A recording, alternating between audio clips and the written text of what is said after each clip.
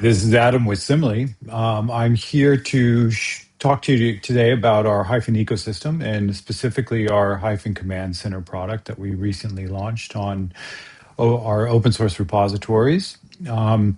This is a orchestration tool that we use to manage our fleet of Hyphen OS or Hyphen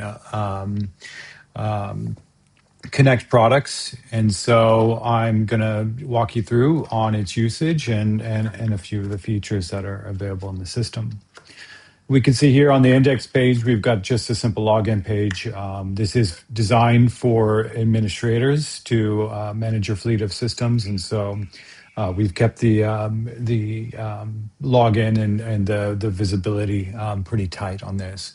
We have put together a about page that does talk about the effort and what we're trying to do at Simile, but ultimately it's pretty bare bones what you get when you first start the system.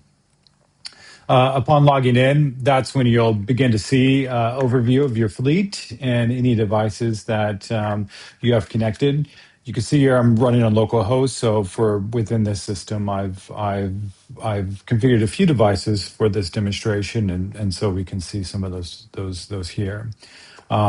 We can see this device that is running in Bali, Villa Kalapa, some high-level details, what sensors are attached, and the identity of the device here. I can also click the link, and it will take me directly into the device.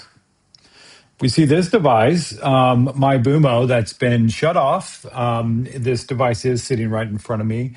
And so if I were to turn it on and it starts to take in payloads into the system, we'll see that device automatically switch from being offline to online in the map here. Scrolling over, we'll see that in Timor, we've got a few devices that we've deployed, and we can see what's online, what's offline, and so forth. You can see this has now turned from online since I did just turn on that device. If I were to look at some of the other features, we've got the user page where we can add our administrators into the system. So again, this is super secure. You can toggle on two-factor authentication for your users to make sure that they're using secure browsers and so forth. And then there's the administration side. Everything in the system is designed to be configurable. So out of the box, it does configure the system or bootstrap the system for our Hyphen OS devices, and so that's effectively what would be configured for any devices that you flash. But it can be transitioned to where it will manage kind of any ESP32 based firmwares or deployments, and can be managed if you're leveraging our Hyphen Connect product, which is really just a bare bones tool for getting payloads to a secure MQTT server. The concept of forwarders, I'll talk about this briefly when we go into devices, but this is how we move payloads from our devices that we get in the field into the command center, and then we push payloads to other devices. And so a forwarder will allow you to integrate with any other services. But we'll drill quickly into devices here. And again, we see the overview of our devices that we have in the field and so forth. We saw the My Bumo one, so we'll search that, and we can basically do a quick search to find any devices in the system. Likewise, we can go here, we can remove a device. Generally, that's not something that you're going to need to do. Should you, let's say if somebody were to steal your device, the great thing about this is that you can simply revoke the certificates on the old device and reflash it with fresh certificates that wouldn't allow the old device to connect. And so any integrations you use with these devices would still remain. And so if I were to drill down into the MyBooma device, I can see here that we're getting live telemetry off of the device itself. This most recent one shows me a stale payload, which effectively means that the device was offline for some time or disconnected from the network, and it stored any payloads that it received onto the SD card. And the stale payload signifies that it's just trying to synchronize those payloads with any integration services you have. But currently, there are no devices connected to it based on the way it's been flashed. Here, it does show that we've got two, but if I were to synchronize with the actual device itself, it will remove those devices, and that was partially because it was being tested for new firmware flashes and so forth. And so we see here any of the telemetry that comes off the device. When I made that request for sensors, we see here that the sensors it sent are null effectively, and so that allowed it to synchronize. But if I were to just quickly add a few devices to that device, I can go ahead and plug in a few of them that I have in front of me. And so I can then quickly just go ahead and add those devices to our system. And so note that this is only available for Hyphen OS devices. Using Hyphen Connect, you would have to build your own kind of infrastructure for allowing this to happen. But it comes out of the box within Hyphen OS. We see here now that, again, we're still getting stale payloads. It is set up to where it will receive payloads every minute from the new device that we just set up. By setting that up, it did restart that to a new cycle. The other feature, and this is part of the Hyphen Connect infrastructure, is our function and variable calling. And so, with functions and variables, these are ways in which we can quickly call actions onto the device and change configurations on the fly. And so, if I were to go into select a variable such as time zone, you can see here that by pulling that, it's going to send us the result of 8. The reason why is because this device is in GMT plus 8 or deployed in volume. Again, you can see the telemetry here that comes off the device. And so this was showing the requests made by the system and any of the responses that it received back. Functions are similar, however, they allow you to actually send values to the device. And so I'm going to just send the value 8 back to it, but this will allow you to basically send configuration on the fly. Ultimately, the concept of adding devices into the device or any other kind of capabilities are leveraging this infrastructure. We see here, again, the telemetry showing those actions. We also see that I've connected a new device to it, and so now our payloads are sending reads as opposed to empty values. The other concept that we have within the system is device forwarders, as I mentioned before. I have configured this system for a number of forwarders. Specifically, we generally forward our payloads to Parable. And so in this, if I were to select this template, all I have to do now is pick a pattern. We use high, post, and a color to define our valid payloads that are intended to be forwarded on. And so in this case, this device is broadcasting high post black. And so any of the topic patterns that we use here, it will allow us to forward those payloads. And this is specific to the device. There is a site level integration that you can do, but specifically for this device, it will be looking for the high post black patterns there.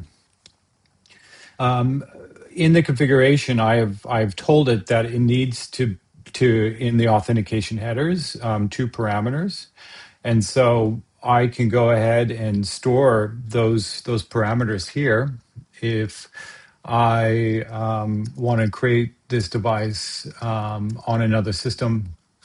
All I have to do is copy and paste those variables into here. And so the idea is that you create templates. Those templates allow your administrators very quick ability to forward that information onto your systems.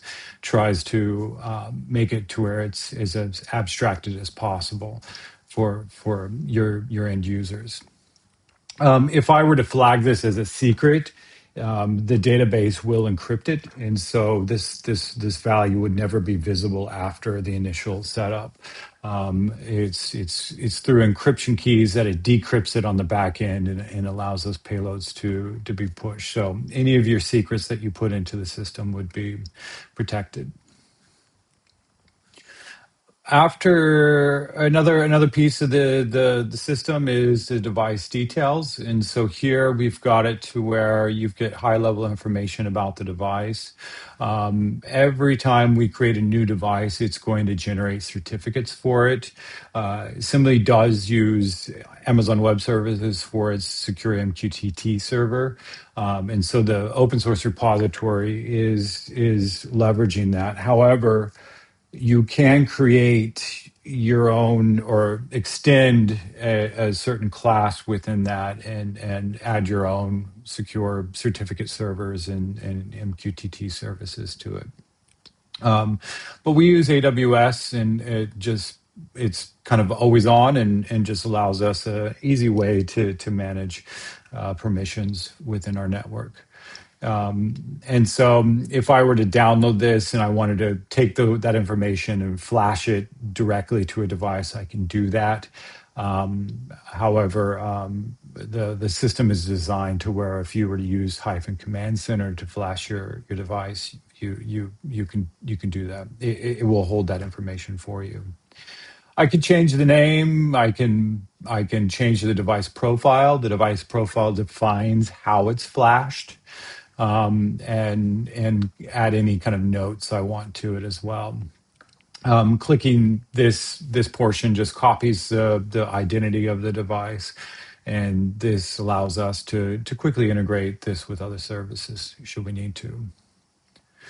When we go out in the field, we generally put a QR code on our devices, which allows us to quickly identify those devices. And so we've got the tools here for you to actually QR code your network as well.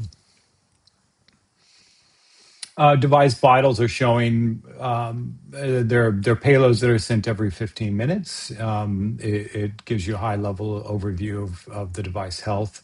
In addition, it's going to show you what Wi-Fi connections it has. If it's on cellular, it will show that it's on cellular, the battery, and what software version it's running. And in this case, we're running on our first release of Hyphen OS, and it's on .15. You can also put its location, and so that way we can see our fleet on the map. Just all you have to do is populate the Latin long, and it will bring up the little popsicle stick, and on your main index page, it will give you some device vitals. The other side of the system is that we do have the capability, if using Hyphen OS, to quickly flash your devices. And so I can connect my device directly to a USB cable, and I can select my baud rate. Generally, just the default here is going to work perfectly. I give it permissions, and now we can view what's happening actually on the device itself. And so Hyphen OS is logging certain information. It's telling us that it's sending these payloads, kind of giving out memory information and so forth. And so if you were to be troubleshooting your device, you can quickly plug it in and find out what's happening on it. This also gives us the ability to flash it. There are some advanced flash options here. Generally, the defaults are going to work perfectly fine. Sometimes, if it's a new device or if you're flashing, if you're replacing a device, you want to do an erase all just to get rid of some of the old data. But the defaults are generally more than enough there. And then you got the flash configuration. And so here we've got it to where you can populate the APN, any Wi-Fi information for the default, and what connection type you have. And so in front of me, I have a Wi-Fi only device. And so if I were to select that, it's only going to be looking for a Wi-Fi connection. That's initially set up here. You can add additional Wi-Fi capabilities in Hyphen OS, but for now it's just restricted to the default. We're road mapping a mobile app that will allow us to add additional devices to it. You also have a manual flashing option, and generally manual flashing isn't something for most end users. This is kind of more for advanced users. You can take your firmware files, upload them here, and effectively have it to where you're flashing your own infrastructure into the system. If you were to choose your binaries, you can select those here, and then any partitions that you want to place them in. But for the most part, that's more for advanced users, not something that most end users need to concern themselves with. We also have the ability for Hyphen OS to cloud flash. And so you see here the same kind of configuration details that you would have. But in this case, if we were to go ahead and do a cloud flash, this would start the process where it builds the software on the server. And once that software build is complete, it will go ahead and flash that to the devices.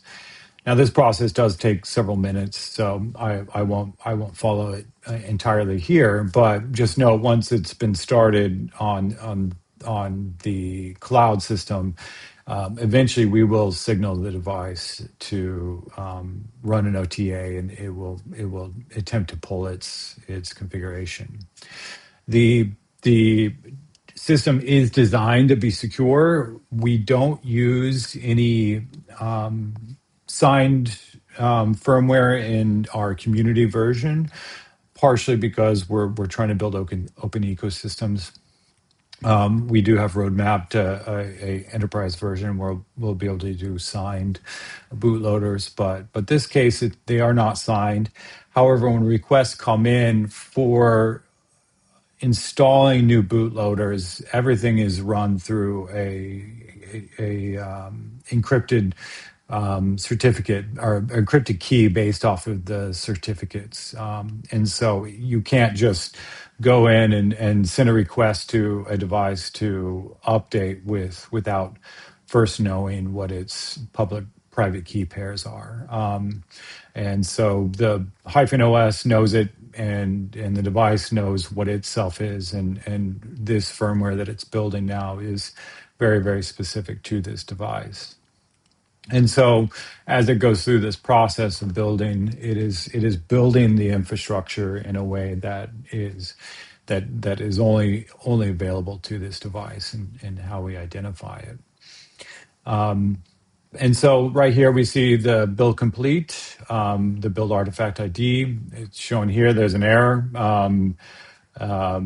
It's most likely invalid signature we see here, and partially this is because my device that I flashed I used with our production system, and not this local system. And so this is what I was referring to when I was saying you can't just flash it willy-nilly. You got to have the right signatures in place. I can do the same thing locally. It's to where when you get a new device out of the box, You create your new device. If I were to hit flash device here, this would allow me to flash it over USB. And generally, that's what you can do on your first load. In terms of other features that we have within the system, we have it to where, as I mentioned before, everything is created as a configurable identity, and so we see in this scenario we've got the the uh, the the the partition map that we're using for our devices. We see the platform IO scripts that we're using. This is how we define what configurations we're looking for and any of the defaults that you want to put in there. And then there are the firmware repositories that you would place here. And so we see in this case we've got the this is the old version of our Hyphen OS, and then this will allow us to create build repositories. And then the sensors themselves, the system Hyphen OS is designed to where you can write your own drivers for any sensors, and so you can go ahead and create sensors that you place into the system, and that will allow you to easily add and remove sensors when using Hyphen OS. But this system is now available on our repositories, and it is something that we use to manage our fleet of commercial products that we sell for early warning systems. And if you have any other questions, please put in a comment on our GitHub pages or send us an email at info@simile.org. And we'd be happy to collaborate and communicate anything that interests you in the Hyphen ecosystem. Thank you.